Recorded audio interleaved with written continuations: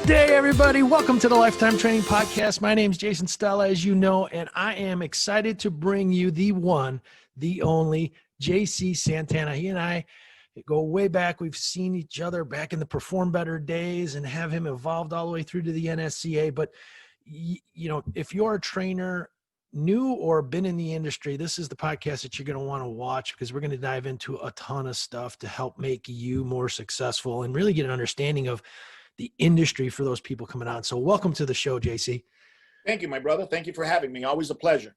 I appreciate it. Well, you know, we were talking about this before, and I think it's a great time to dive into this, the history, to get an understanding of the industry and where it was and where it's going. I always said, you know, we started as bodybuilders and we've evolved over the years. And I know you've got a unique thought and experience, more importantly, around that. So I'd love for you to share that with the group.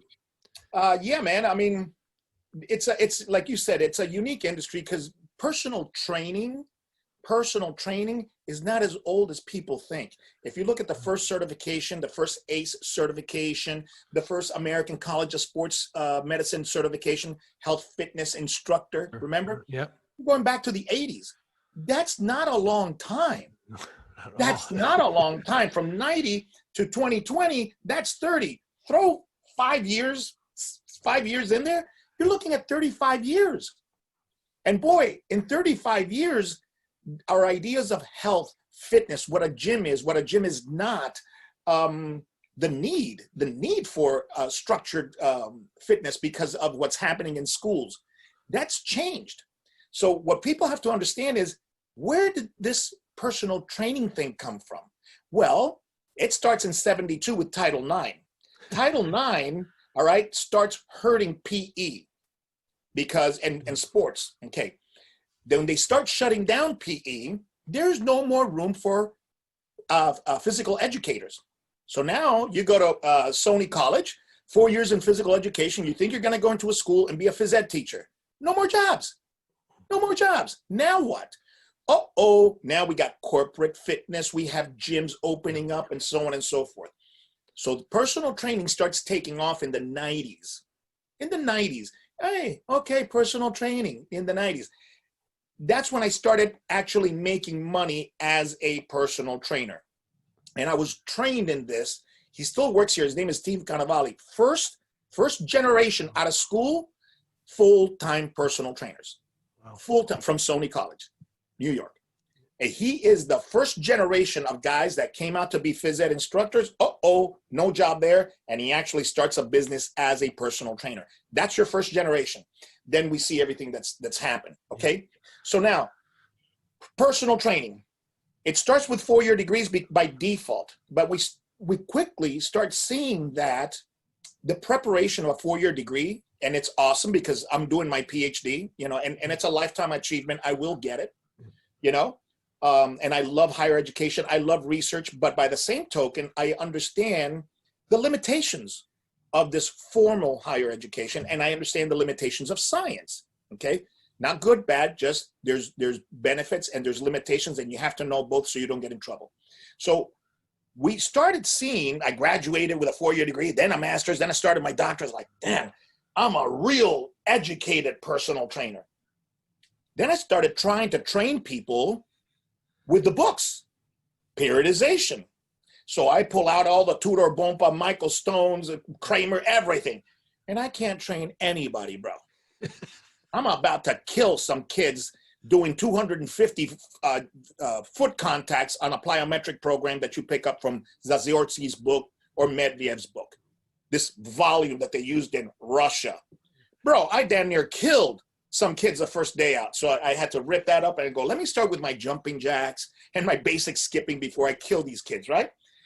Over the years, I've noticed that by taking interns, that people are coming out of college, as I did, with a lot of education, a lot of information. But we're in an industry, in a service industry, where interpersonal skills is more important than physiological, okay, know-how. You don't need to know ATP in order to do a curl. You don't need to know VO2 in order to walk 3 miles. and lower your cholesterol. You don't need a biochemistry degree in order to say, you know what, eat a little better. Okay, how about try to eat things that don't have a label on it? Just, simple.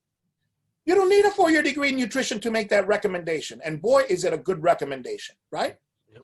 So as I train interns out of college and see the same thing, I'm going, man, we need an awakening in our industry. Because remember, personal trainers, this functional training thing came in how? How did this come in? You got to know your context, and you got to know your history. It was coming in from a lot of physical therapists that were Exactly. doing well. And then they said, I can make some money training these guys. Vladimir Yanda. Yep. Okay. The monster of compensations, lower cross and upper cross syndromes. He brings it in here, and people like Paul Chek, Michael Clark, Gary Gray, boom, a great cook, therapist. Fantastic. Yep. But the therapists were coming to the NSCA National Convention, all right, in Vegas, 2,500 of them, to learn how to train. They knew about therapy, but they didn't know how to train. Okay, so now we're learning techniques from a genre, from a discipline that's coming to us to learn how to train. That doesn't even make sense. So I start studying physical therapy. What is it that they do? Because I was going to go to physical therapy school when it was easier to get into medical school. Exactly. I couldn't get in. I was playing basketball, and I had a low B average, and I wasn't getting in. Yeah, you could have had an A average. You couldn't get in. Yep. You needed like a 3.97 and crush your tests and all that. Yeah. So anyways, so I'm looking at this and I'm going, you know what? Let's look at this. Physical therapy. Where do these protocols come from? Think about this. Where do the protocols come from? The exercises. What is physical therapy? Physical therapy is a way to administer or to manage, all right, income in the medical industry. So rehab is a man-made term, because before there were physical therapy, you got operation, the surgeon sewed you up and says, hey man, take it easy, come back easy, okay? That was it. Maybe one follow-up and that was it. And you started to walk. You did that for a month. Then you jogged a little bit, did that for a month, and then you were off and running, and whatever happened. So they did physical therapy as a way to manage. Okay, now how is physical therapy managed? Here's an example. What is post-rehab? What is that? When does that happen? Where's the magic line? You know what the magic line is? When insurance stops covering it. So it has nothing to do with function. So the more I'm seeing this, I'm going, Jesus, it's the cripple following the blind, for crying out loud. So I pulled back and I said, okay, wait a minute. It's all progressions, like Gary Gray taught me. I knew how to train different people, except I had them compartmentalized. I never thought of using something that I used in karate with soccer, and because it's two different things. But no, it's the same thing. Plant one leg, generate power with the other. But you don't look at function globally. You look at everything in their little drawers, and you keep everything compartmentalized. Gary Gray was the first one that gives me permission and says, no. You see all of that? All those tools come in one huge toolbox. Okay, now if you want to organize your toolbox, fine, but it's one toolbox with all of this. So when I started to figure that out, the protocols in therapy started, they started falling by the wayside. Then I started to understand why the therapist would come to personal trainers to learn how to train. Then I'm going, okay, if this salmon is swimming upstream, why are we going downstream? And so little by little, I had to create my own books for my own staff. Here, let me show you something. Right now we're doing my program and we're uploading our program. This book, probably still one of my best selling, Program Design. It's got, 400 exercises, got a gazillion programs. Why did I do that? I did that as a training manual for my trainers. Because after 5 years, I still couldn't train. Not with the books that I have, and I have all the books here. Yep. Zatsiorsky, Medvedev, everybody, I got them all here, okay? So I did it as a training manual for my trainers. And then Chris Poirier saw it and said, man, you got to sell this. This is an awesome periodization. Yeah. Just put an intro and you're rocking it. To this day, it's one of my best selling things. Why? Awesome. Because it's applicable. Nobody learned how to train that way. The periodization scheme of Tudor Bompa doesn't fit in trainers. 3 days a week, half an hour each training session, 1 hour each training session. There's no program in Kramer's books or Michael Stone's books or anybody's books that'll teach you that. Yep. So how are these kids learning how to train? They're not. Yep. So I decided to start creating my own training methods to share with the trainers and make it simple. And one of the successes that we have had, they say, Carlos, man, the thing is that you take this complex stuff and you just make it easy. I can understand when you say it. I can't understand when other people say it because they make it so complex. So I've now found a way to train trainers in about 2 months, 3 months. So I said, you want me to give you a great trainer? Give me a bartender or a waiter or a waitress.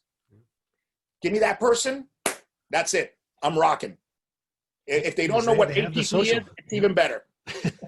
Less to detrain. Well, and there's so many, there's so many trainers I've seen over the years, working in the clubs that get so upset. They're super educated. They've gone to every cert. They've got the degree, the master's, and they get upset when they look at somebody who is successful from the standpoint of working with a lot of clients, making a good amount of money doing it because they know how to connect to that particular person. And, their program design is nothing compared to, the details of what they had, but they got results. They built a camaraderie with that person and they have the social interactions that some of these other people who are very book smart don't at all. Correct. But that's because they weren't taught in school how to analyze their career. They weren't taught on the, this is the career you're getting into if you choose to be a personal trainer. This is what's required. And this is the training environment. Is that something that you think you would like? What they sell them on is, what does personal training cost? Oh, it costs about $100 an hour. Holy geez, I'm going to make $100 an hour. They do the math real quick. 40 hours, that's $4,000. $4,000 is $200,000. And nobody's educated them on, wait a minute, if you work for a lifetime or for me or for somebody, they have to turn lights on. They need to clean the floors. They need to buy and maintain equipment. Okay, so you're not keeping all of your money. You understand? Yeah. Well, and that's the other thing, outside of the industry of these people that they're going to pay rent or they're going to have something in their garage or whatever it is, then they're going to be driving from home to home and they're going to be doing not that the clubs are for everybody. I'm not saying that either, right. But at the end of the day, don't look at what you take home when you work at a studio and you're paying them $1,000 a month or $800 a month rent. And then you're going to waste gas driving back and forth. And then you have to go find clients and do all those things. That costs money. Is it 20, 30, 40%? Oh, by the way, there's no retirement. There's no 401k. There's none of this other stuff that the companies do. Again, a lot of people thrive and they can do it and they want the freedom. By all means. Fantastic. But there's a lot to it. Don't think that it's apples for apples when you're saying I'm only making 60% of my money. Okay. So is there a course which should be mandatory before you graduate? Let's call it the business of personal training, 101. Okay. All right. Where we have this discussion, say, guys, okay, there's several environments in which you can work in, depends on your personality and all that. Yep. You can be on your own. And then you can be a sole proprietorship. There's a subchapter S corporation. There's, kind of educate them a little bit. You can work for a club, whether it's Equinox, LA Fitness, Lifetime, JC Santana's. And normally what happens is they keep a percentage of your stuff. They file your taxes. You get it back in the bill. These are the benefits. The flip side is that you don't get to keep all your money. But the good side is you don't have a key. You know what that means? With every key that you have on your keychain is stress. So I always look to keep 2 keys, car and home. I don't even want to keep for my business. Unfortunately, I got to have one. But I feel good about the fob because the fob doesn't look like a key. Yeah. So it doesn't stress me out. So I have the fob and I have 2 keys, which makes me, artificially calm, right? Good. And so there is no course that teaches them that. Okay, I did a certification for Latin America. The what is called state of emergency health and fitness. Okay, it was a sly way of me making a marketing video, teaching the trainers how to hustle when shit's hard. Yep. So I said state of emergency because it's apropos to what's happening now. People could relate, but it was all about, this is your industry. When times are tough, this is what happens. No money, no travel, no this, no that. Okay, when times are tough, what can you do? Yippity, semi-private, private groups, indoor, outdoor equipment, no equipment to share, you know, and I teach them how to market one-on-one, how to market semi-private, how to market small groups, how to market large groups. Yeah. How to market an assessment, how to talk to people. And I teach them that in that certification. It's about 4 hours long. That's fantastic. So they love it. There's not one course like that in college, man. And that needs to happen. Yeah. And I would argue it needs to happen in every industry too, because you could make the argument too. You go to physical therapy and now they know how to do physical therapy, however it's done, but they don't know how to run the business of it. And it's the same exact thing. Engineering. Yep. So for example, doctors, now they make you take 1 or 2 courses that you don't even get credit for when you go into college. My kids are doing it now. He says, Dad, mandatory, but I don't even get credit for it. Why? To set up your expectations, to kind of teach you what college is before you go in, right? Yep. Okay. When you're leaving college, probably in your junior year, before you start your junior year, the college should have a course, mandatory. Hey guys, by the way, now you're going to be getting free credit cards, okay, with no interest and all that, and you think it's money. Guess what? It's not money. Yeah. Because next year they're going to hammer you 27%. Okay, so let me explain how this works. So that 6-pack you just bought.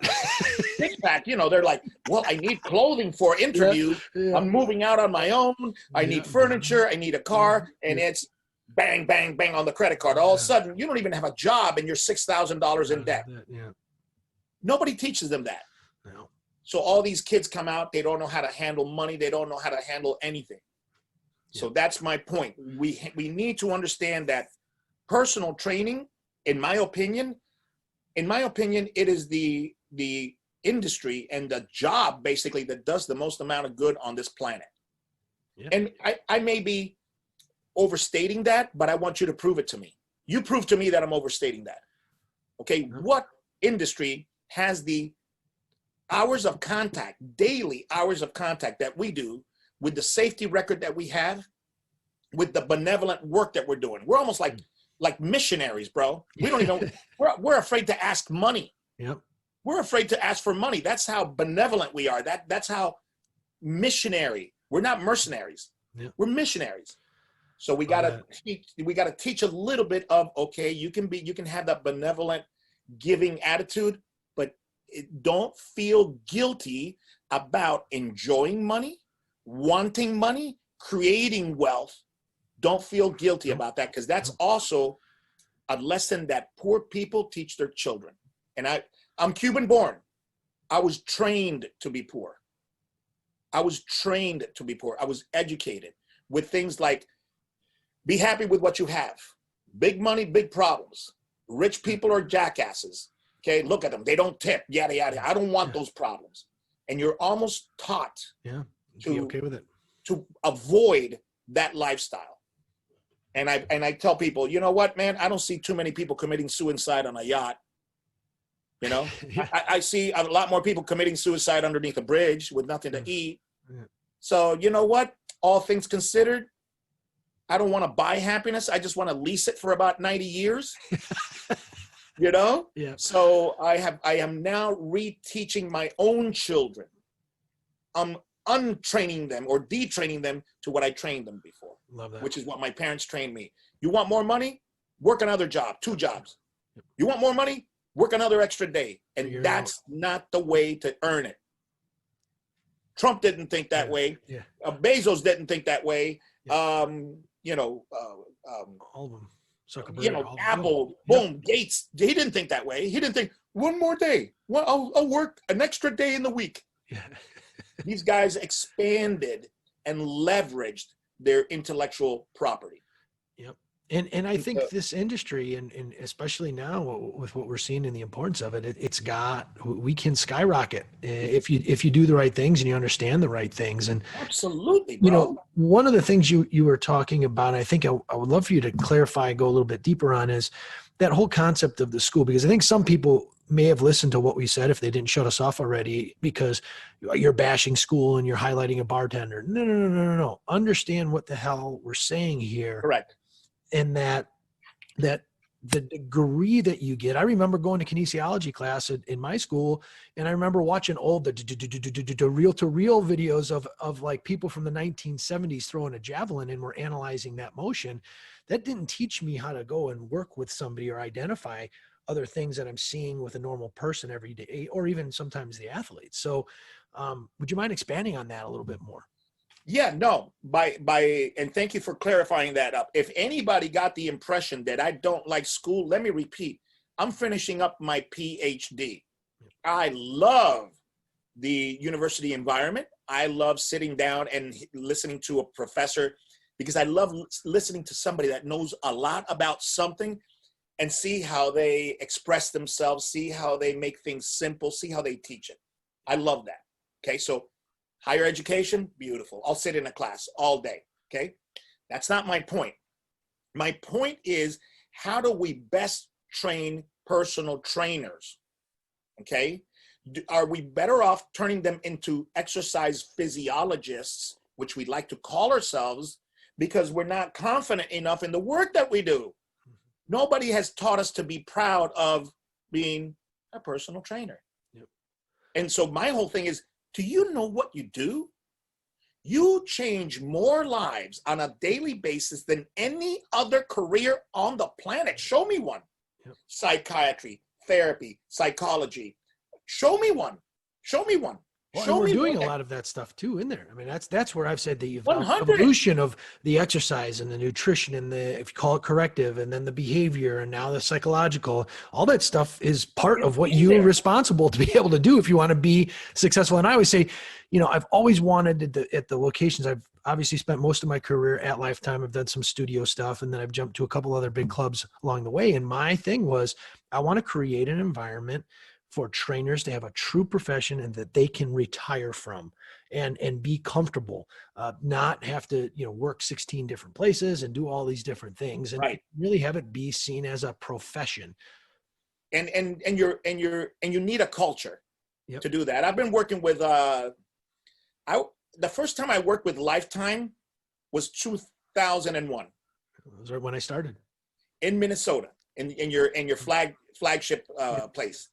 And I worked, I think, with 200 some odd people. It was Frank O'Rourke from, at that time, Ground Zero, remember? Yeah, I remember that. And I did Lifetimes because you guys That's right. bought Ground Zero. I was a consultant for Ground Zero, so they sent me to all Lifetimes. Yep. To educate on functional training, cable training, and so on and so forth. So I'm very familiar with the Lifetime brand. I was impressed back then with your food, your supplements, your clothing. I'm going, damn, this company's like, holy mo, look at this, right? That's awesome. So what I'm saying is, education's fine, but don't let school get in the way of your education. That's all I'm saying. And the field that you have chosen, if it's personal training, is not exercise physiology. When you get a personal trainer that says, I'm an exercise physiologist, I'm telling you right now, that's an inferiority complex coming through loud and clear. No, you're not. You don't even know what an exercise physiology does because you're calling yourself that. And obviously, you don't study the frog's gastroc at zero gravity, you know, in the absence of lactate. You don't do that. That's what an exercise physiologist does. If not, ask Kramer, Stone, Fry, and all the other great exercise physiologists. Ask those guys, when was the last time you trained a person to drop 10 pounds, rehab the back, got somebody ready for a title fight? When was the last time you did that? No. So you're not an exercise physiologist. You're a personal trainer, man. Be proud of that. Proud of that, exactly. You change lives. You give hope. You give hope. You help parents raise their children. I train my guys that. I said, you know how many 13 and 14 and 15 and 16-year-olds you're going to be getting here? I said, do you know why you're getting them? They're never going to play college ball. Mom just wants him to fit in, or her to fit in, to be proud. to get rid of that inferiority complex, to have dominion over their own body, which is huge on the self-confidence side. And you know what? If they can just participate in junior varsity, that'll be just fine. Thank you. Exactly. I said, what do you think they're doing? Well, and teaching them how to fail too. That's the other thing that I always love is teaching our kids. I just had that experience with my son, and he got cut from a flag team, and it was a school flag team, and he was all upset. I'm like, dude, rather it be 7th grade flag, co-ed flag football than, your freshman or sophomore or junior, senior year in high school. So let's use this now as your motivation to move forward. Let's work out daily. Don't work out a week before tryouts and say, okay, I'm ready to go. Ready to go, yeah. And it's worked phenomenally. He's the one coming to me every day saying, when we working out, Dad? But there you go. You want to know why? Because if you don't like second, everybody says second suck. Not necessarily. Because I'll tell you what, I don't mind a second place if I did my work. Okay, I went in together. There's no excuses. And I lost to a better guy or to a better team. I'll take second. I'll applaud for that guy who beat me. I'll shake the hands. I'll go to the party and drink a beer with him and say, man, you had a hell of a season. You had a hell of a fight, whatever it is. Yep. I can appreciate that. But I don't like coming in second. I wish I could have beaten you. But you know what? That wish to change things is what's going to drive me to train and be better. Yeah. So you have to learn how to embrace that. I always say, this is another thing. This is another thing school won't teach you. Okay, so what really gets done? What really gets done in exercise? How do people change inside of a gym? Because we hear training changes posture. No, it doesn't. No, the culture of a gym changes your awareness and your consciousness. That allows you to stand up taller because you don't want to be the only one slouching in that gym. That's what changes your posture. It's not the exercise. Okay, that's number one.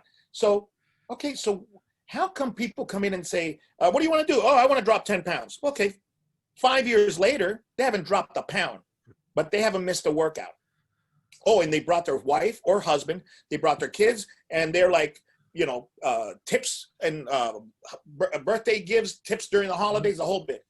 Why is that person still with you after 7 years when seemingly they did not reach their goals? Why? Because their goals weren't their goals. Yep. Their goals, what they said is what they're trained to say. Okay. And sometimes the trainer projects what they think their goal is too. And that's a whole other can of worms we can go down. But the thing is, it's our job to train the trainers to identify what's happening. Yep. So why are you here? Because that goes into the selling too. That goes into the communication. So what brings you here, Jason? Oh, I want to drop weight. I want to be fit. Okay. Oh, let me show you the classes. You don't even know what the person means by that.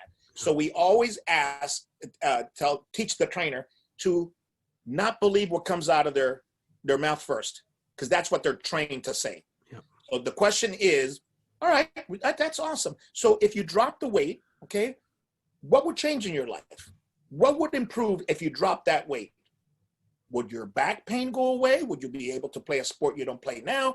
Can you get into clothing? Why do you need to get into that clothing? What is it? And now you're going to start getting closer to the real truth. And it's funny because the purest trainer in the form of school, I've seen this happen quite a bit too, is when other trainers who don't maybe have the formal education start to ask those questions. Oh, you shouldn't be asking those questions. That's digging in and you're trying to sell them. No, you're trying to find out what their motivation is, which at the end of the day, if you can't do that, that's why you keep running through clients with your best program design ever that nobody wants to do. Correct. And so you have to understand, look, something is not right in their life. That's where they're in the gym. Nobody wakes up in the morning and says, you know what? My life would really be complete if I knew how to lunge, because I don't know how to lunge. So let me go and get a good trainer that knows how to lunge so he can teach me all the biomechanics I'm going to learn, and my life is going to be awesome. Yeah. No. Why do they want to drop 10 pounds? They didn't do anything about it last month. Why do they want to drop 10 pounds? Is it that the next door neighbor died from a heart attack at 47, they're 49, and they're going, uh-oh. And the doctor said, hey, man, blood pressure's high, cholesterol's through the roof. If I were you, you don't want to end up like this guy. Is it that? Is it that the person just got divorced? wants to look good because now they're back in the dating game. Yep. As vain as that may be, that's a real thing. Yep, for sure. Okay. What is it that's driving them? Because what is it that's driving them is often met without the goal being accomplished. And that's why somebody stays with you for 7, 10, in our case, 20 years. Yep. They look the same as they did 20 years ago, but they think that you are the best. You know, the Mecca. This is the Mecca. This is and the that's the whole other question we can go into is every client thinks their trainer is the best until they actually experience another trainer. So, yeah. But, or if you've got your shit going on, yeah. Then they go to another trainer and they go, man, dude, yeah, exactly. I didn't know how good you were. Exactly. Yeah, it works both ways. Well, that's, I'm so glad we were able to spend some time talking about that industry because it's a huge thing. And I think especially for, either the people that are struggling or the up and comers that are starting to get into it. And that, this is gold, what we're talking about right now. And really has been, one of the main reasons for the podcast was I was seeing so many people, they don't know who you are. You're in Boca, and they're going to Instagram with 2 million followers and following that person who they might know what they're doing, but they definitely know how to get to 2 million followers. I'm assuming, depending upon what they're doing on the Instagram page. But at the end of the day, people are looking at those people as opposed to looking at people like yourself and Gary and the people that have spent 20, 30 years educating trainers to success. So, I can't thank you enough. And that's one of the main reasons why we wanted you here. But, one of the other things that I would love to dive into to kind of change it up just a bit is, you've been real big in the functional training realm, obviously learning from Gary. I remember doing your dumbbell matrix that was in PT on the net. I love that thing. And, but I'd love for you to talk about kind of where you're at now and, on that functional training side, as well as, you've got the 4 pillars of human movement model that you've got. And I'd love for you to talk a little bit deeper around what you're doing now and the details of some, some take-home education that they can actually get from the podcast. To tell you the truth, what I'm doing right now is I'm going to try to move the needle. I was part of the team that moved the needle in the 90s. And that team was, Paul Chek, Gary Gray, Vern Gambetta, Michael Clark, Boyles, yep. Gray Cook, all of those guys. Okay. We were doing, we were on the Perform Better Tour stop. I did the Perform Better Tour for 10 years.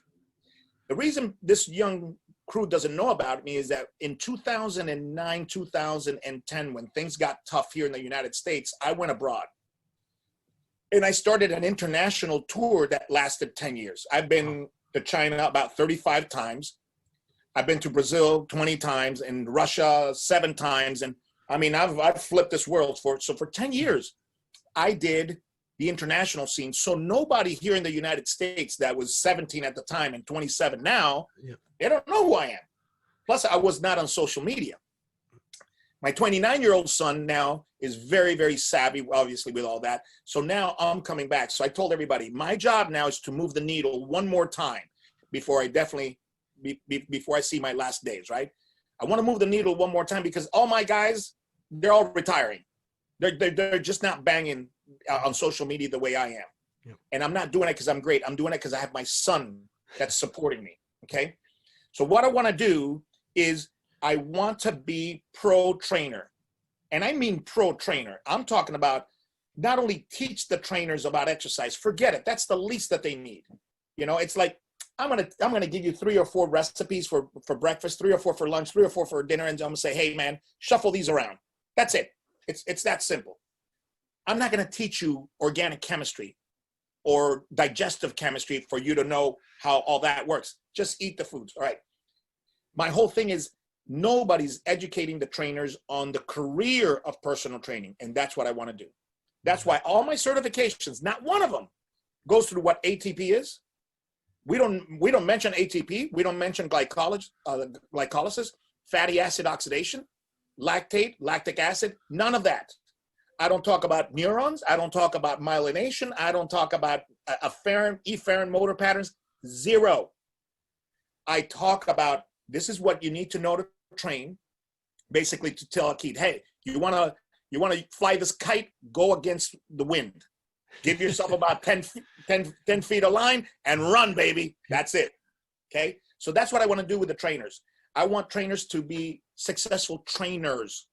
Trainers learn the interpersonal skills, learn the essence of personal training. Think about this, man. What is training? What is training, especially training hard, aggressive training? Yep. Voluntary suffocation. When you run into oxygen debt, what is that? Suffocation. Why do you think people quit? Because suffocation is the one thing you can't do to any animal. They'll jump off of buildings, bro. You can't burn them and you can't suffocate them. They will commit suicide before they feel that. 30 seconds on the Versa climber, 20 burpees. What do you think that is? Suffocation. Okay, it's waterboarding. Think about this. You got to think about this back in here. Yeah. The number one torture in the military, so I can keep doing it again so you don't die, is waterboarding. What is that? Suffocation. So understand that what you're doing here is you're creating an environment where some good things come, but the price is lack of oxygen, which is a terrible trigger for a human. Feeling, yep. Overcoming that trigger, accepting that trigger, not liking it, not hating it, not fighting through it, observing it, accepting it, and staying on task. Now tell me, is that a strategy that you can use throughout your life for everything in your life? Whether a baby is crying, whether you're having a fight with your wife or husband, or whether you're going for an interview, or whether you just got fired, is, Jason, look at me, relax your face, stay in the moment. It's not good, it's not bad, it just is. Yes, love that. It just is. You're at number 8, 9, 10, relax your face. There's no need for this shit, because this is a projection into the future based on past teachings. When I feel like this, I do this, because it sucks. It's not only bad now, it's going to be worse in 10 seconds. And then they remember that because that's a stronger emotion too. And then it just vicious cycle backwards, right? But when you teach that, we call it spear emotional. I love that. Spear emotional. Wait, hold on a sec. Spear emotional. Spirit, yeah, emotion, and motion. Love that. And it's the way we deliberately, because it happens organically, but we're not teaching it. But when you teach it, the power of the lesson is it gets magnified because now it's done on purpose. So when you start teaching people, it's simple, relax your face, and you teach them what this means. This is you're processing this experience through past teachings. And a lot of times those past teachings are self-limiting beliefs.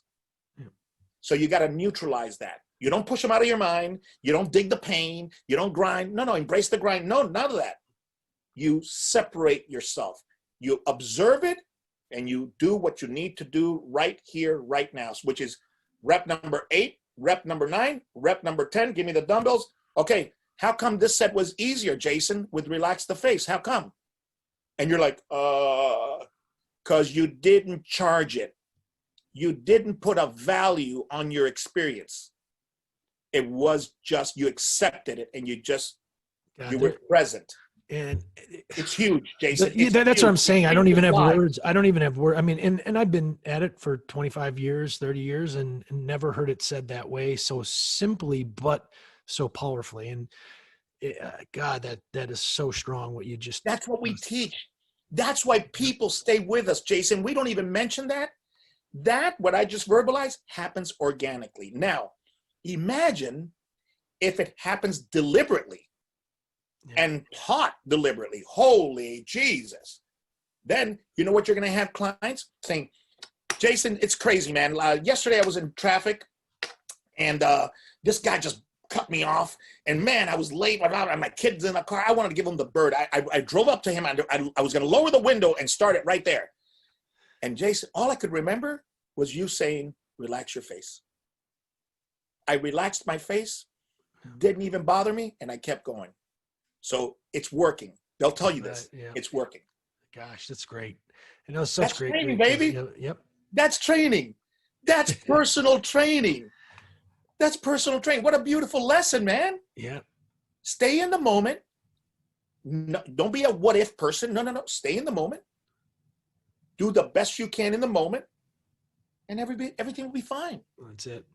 Usually the what if never happens. And that's what I always say too is, sometimes people go and listen to stuff or they go to educators, and I've done this myself, and they learn something, they don't quite know it yet. and then they start to really try to apply it with their clients. And I know we've talked about this is, testing on a real client could be a really bad thing. Or if you got a great potential client coming to you that, has a ton of money, that's going to be a lifer for you, and you're testing your new sales process on them, that's not the place to go and do that. You're going to lose that particular person and that opportunity.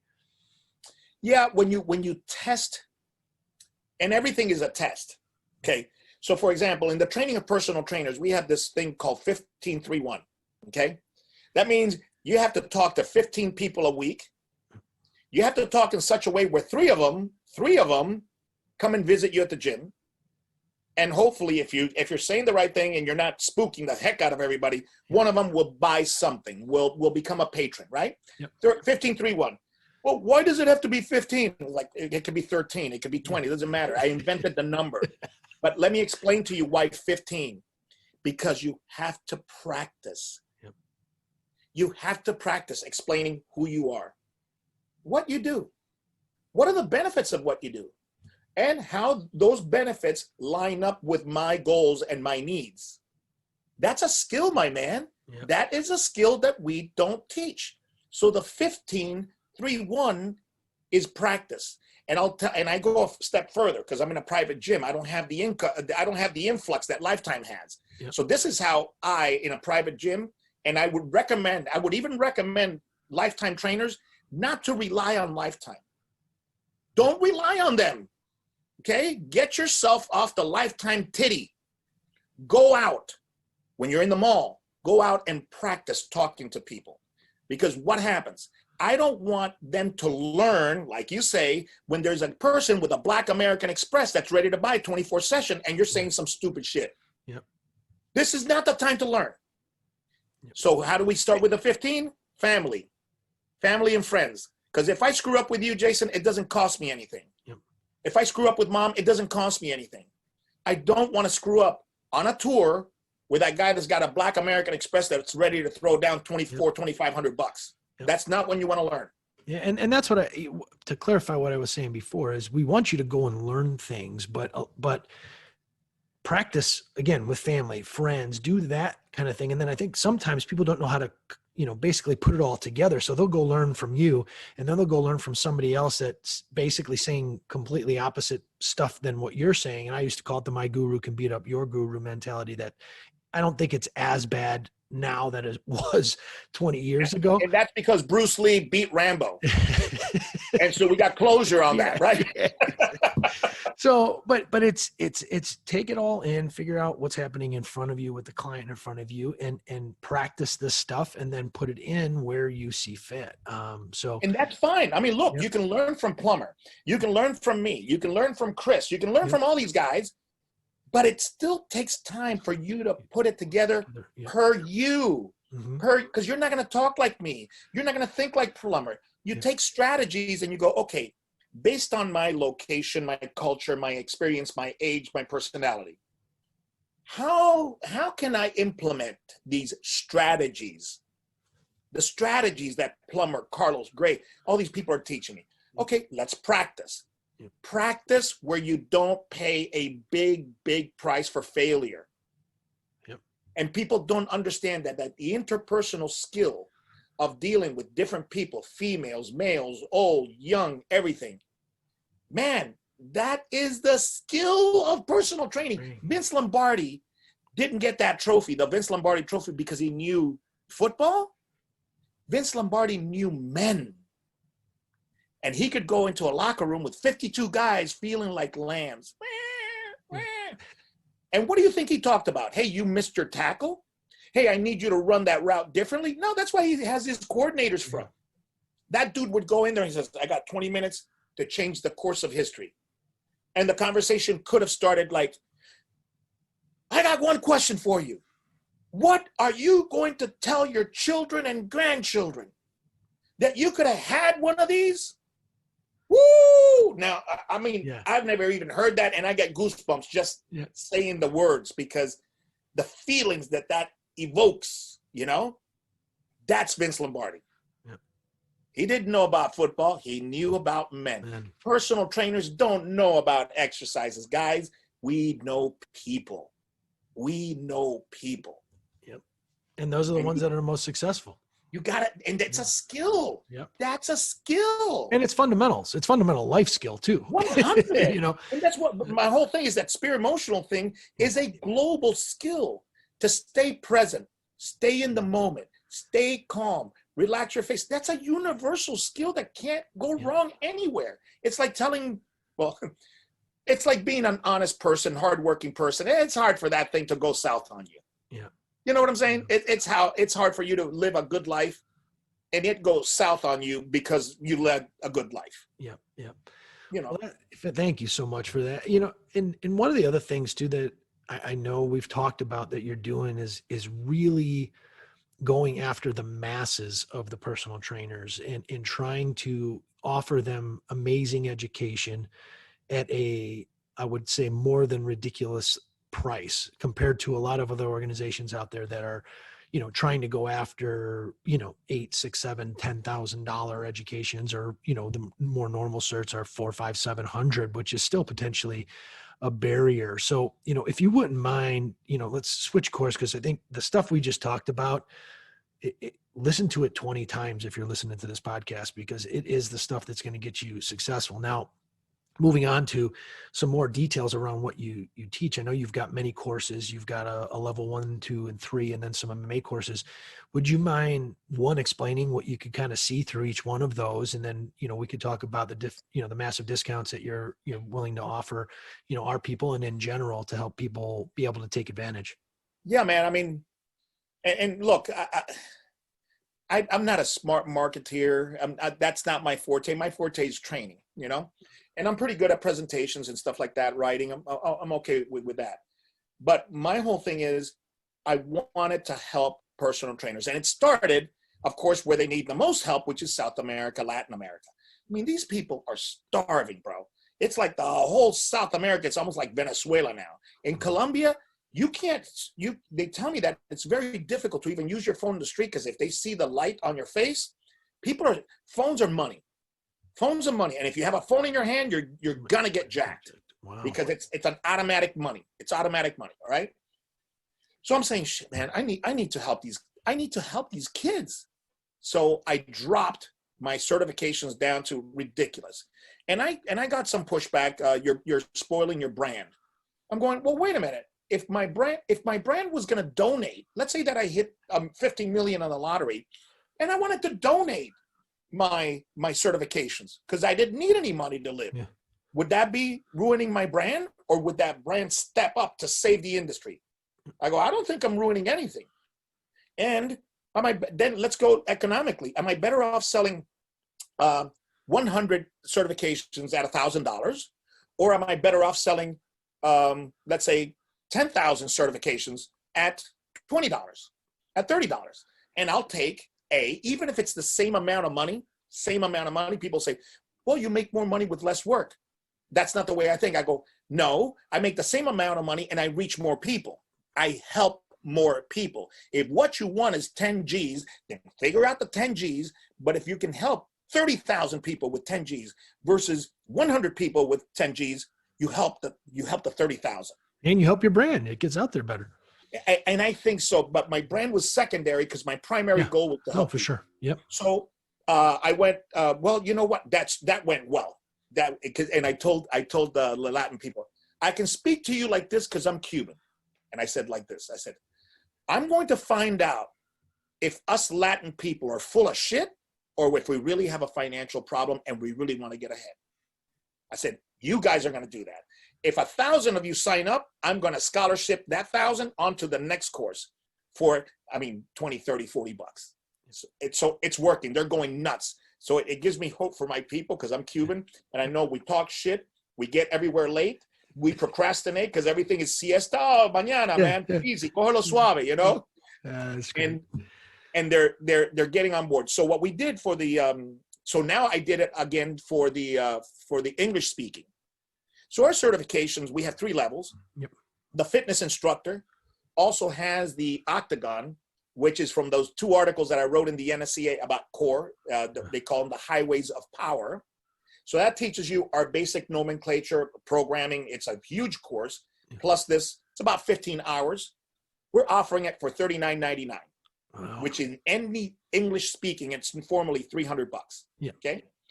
Then if we get 1,000, and we're going to get 1,000, if we get 1,000, I'm going to scholarship those guys into the exercise specialist, which is another 12-hour course plus the biomechanics of function, which is another 4 hours.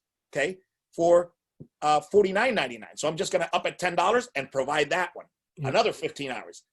And if 1,000 sign up for that, and we'll get the 1,000, we're going to scholarship those people onto the personal trainer, which has the nutrition and the metabolic certification. That's about 20 hours for whatever it is. That's $50. So it's going to go, actually, it's going to go 40, 50, 60.